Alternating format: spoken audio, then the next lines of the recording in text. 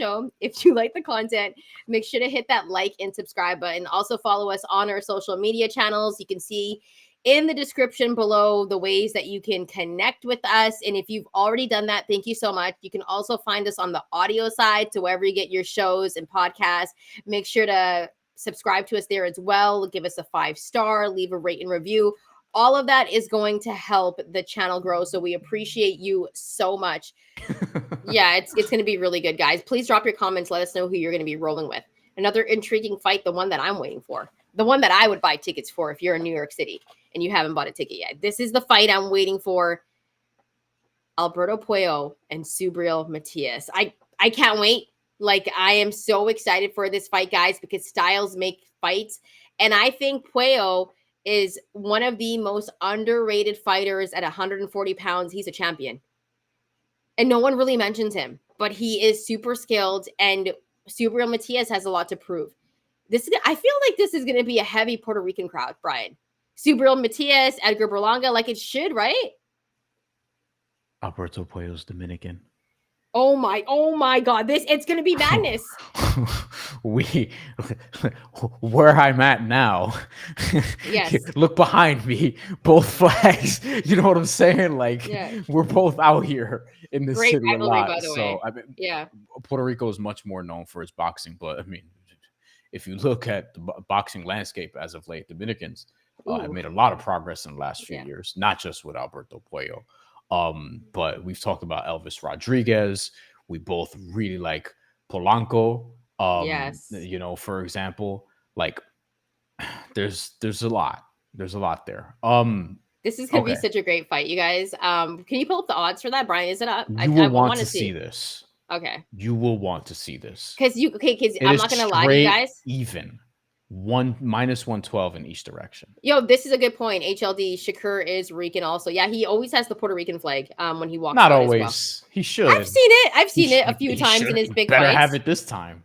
Yeah. That reminds me. I loved when Mayweather did the whole like Mexican Independence Weekend thing, and he just came out like in the Mexican colors and the flag. That was dope with the hat.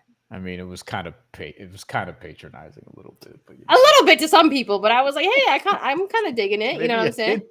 Oh my God, is this the odds? I love this. Inject this into my veins. Direction. Alberto Puello. We both agree. One of the more underrated boxers in the sport. However, if Subriel Matias does what he does, this can be like, listen. Alberto Puello just beat a pressure fighter not that long ago. We saw what he did against Gary Antoine Russell. Close fight, very close fight, but he did win that fight, I thought. Subriel Matias had that fight against Liam Paro, did not go well. Is he going to be one of these dudes who learns from that? He avenged one loss earlier in his career. Or is he going to actually make some adjustments and not just fight the same way the whole time? Is he going to be nervous or whatever? Like, this is a fucking banger. This is one of the absolute best fights of the weekend. I'm leaving no one surprised, Subriel Matias, but this is yet another fight where I'm like, I don't know if I want to bet it. I'll say this though, like I don't think Subriel, like, he doesn't win on the cards, so you might as well look at the knockout, which is +160. I mean, and Alberto Puello, he did have a little bit of a steroid thing earlier in his career, but he seems to have overcome that. He beat Sandor Martin in his last fight. That was also tricky fight, guys. Sandor Martin will do that. I love a good Sandor Martin fight. He doesn't have a ton of power, Alberto Puello. He is stinging shots, you know what I mean? But he's accurate, but he doesn't have a ton of, like, Subriel Matias is there to end you, you know, which perhaps in poor taste because he actually did do that to somebody before, but still, like, that's what Subriel Matias is like. He's trying to like finish the fight early. Yeah, I don't think you meant it like that. So don't. No, I did not. Yeah, no, it just occurred to me after. I was like, oh shit, wait a minute. Good backtrack. Yeah. We both said things on this show tonight that were a little bit joking. I'll say this. This is going to be a really good fight because Alberto Puello is extremely skilled. And we kind of saw what happened in styles make fights. So we know Subriel Matias is a devastating puncher. but he hasn't really grown as much in the last 3 years that I thought he would in terms of his style. But Alberto Puello has gotten better. So you go back to that Subriel Matias Liam Paro fight. Liam Paro fought him in the best way that he could in Puerto Rico. I hate to say it, but that stain is behind Subriel Matias. Like, he can't get rid of that yet until if he knocks out Alberto Puello in this fight, we'll all shut up and forget about that. What happened, right? But here's the thing, Bryan. I don't think it's gonna happen in this fight. I'm rocking with Alberto Puello in this fight. I think he wins by decision. Yeah. And I think he's gonna box. I think he's gonna box his ass off. I think there's gonna be too much skill, and I think he's gonna take that blueprint from Liam Paro. Of course, they fight a little bit differently, but I think he's going to take a look at that and try to use it against Subriel Matias, because that's what I would do if I'm Alberto Puello. Fight him the way Liam Paro did. And here's the thing: Subriel Matias, for some strange reason, could not close off the ring in that fight. He could not close off the ring in that fight. So if I'm Alberto Puello, you are going to have to take some of his devastating hits. Can you withstand it? But at the same time, you got to box, you got to move. And I think Puello has the skill to do it. So I'm taking Puello in this fight by decision. I went back and forth. I think I changed my pick like every day since the fight was announced. I went back and forth. But I think Puello, when it comes to skill, he's got it. Would I be surprised if Subriel Matias knocked him out? No, because Puello does get hit. I'm rocking with the Dominicans in this one. If Subriel Matias cuts off the ring, I think he'll win the fight. If he just follows Alberto Puello around and does the Isaac Cruz, then he's gonna lose. Like he's just gonna. It'll be Liam Paro 2.0. That's sort of my concern. Like, this is why I think accurately the books have Alberto Puello points plus 155 as his shortest method of victory. Same thing with Subriel Matias by knockout, technical knockout, plus 160.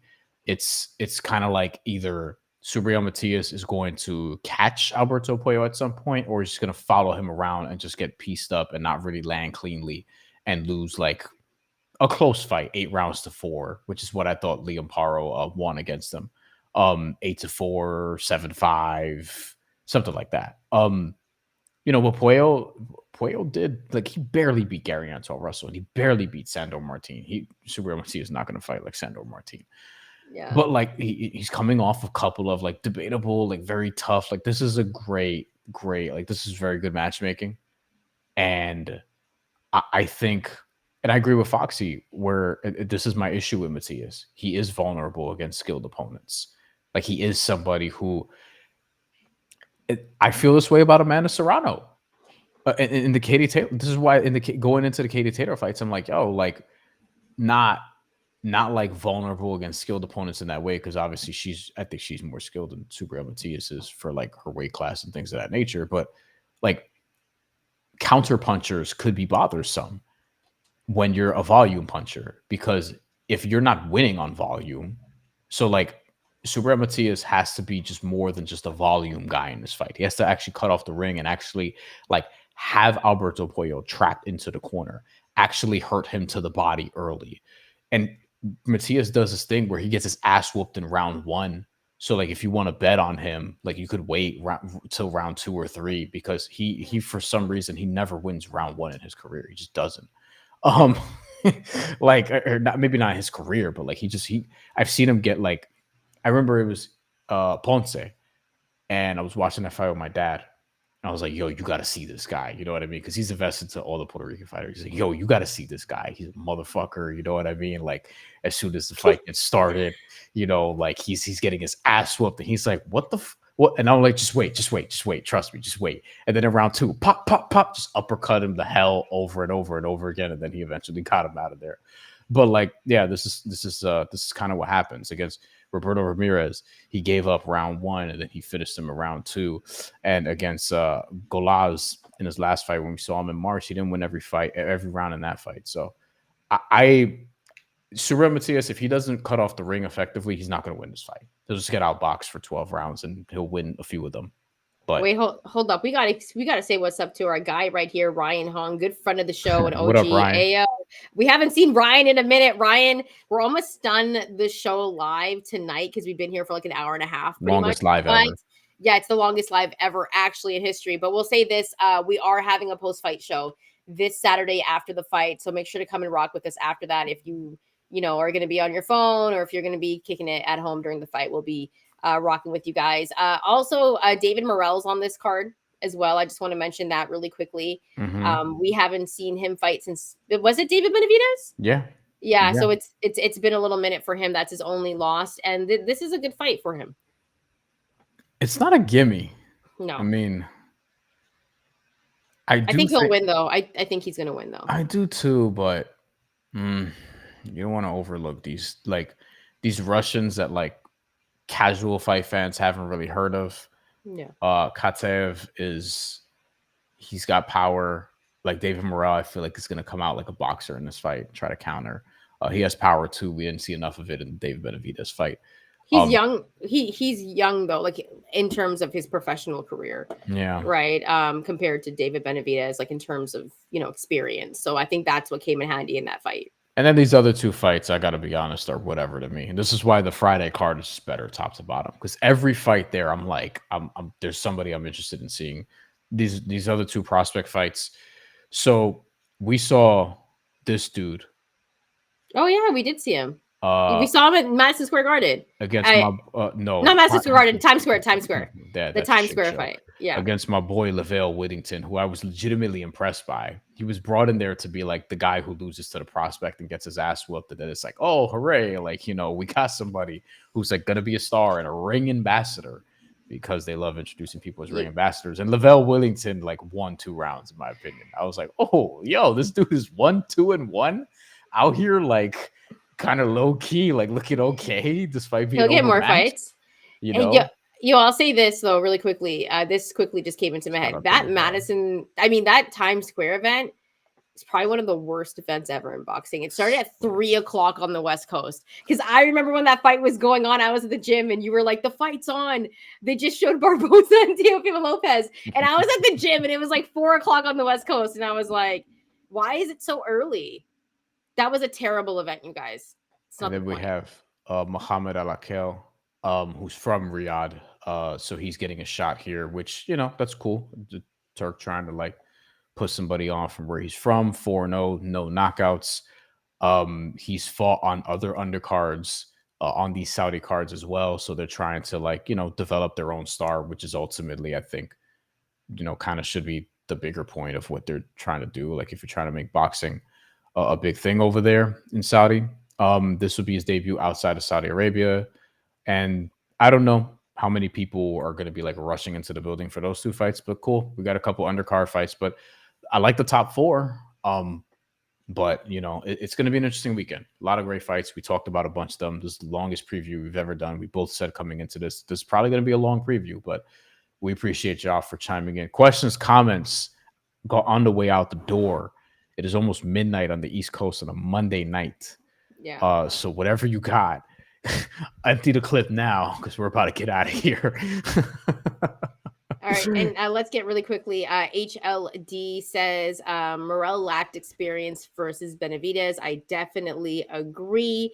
He also says Matias got Bambi legs in his last fight versus number 144 ranked fighter 30 seconds into the first. Yeah, he got rocked back. Which Matias does get rocked at times, though. It's a Felix Trinidad thing where in the first round, he like Trinidad used to you gotta wake him up. You gotta wake him up. Yeah, like Trinidad, he'll come out, he'll look a little shaky, he'll get dropped, he'll go into the corner, smack, and then he comes out and fucking beats your ass, except if you're Bernard Hopkins or Roy Jones Jr.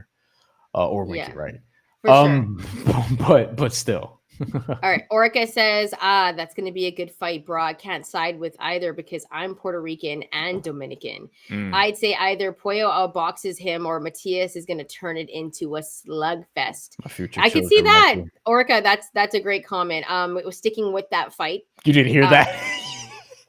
HLD. I got Puello over Matias. Puello has already been Russell, who's like Matias. Has Matias ever faced a Puello type of fighter? Liam Paro mark? I think can I be honest? I think Puello is better than Liam Paro. Like I don't really care what anybody says. Probably. That's what I think. I think I agree with that. You know, the Hitchens fight. I don't see. That's the thing. Like, I don't think Hitchens is dominating Puello that much. Like.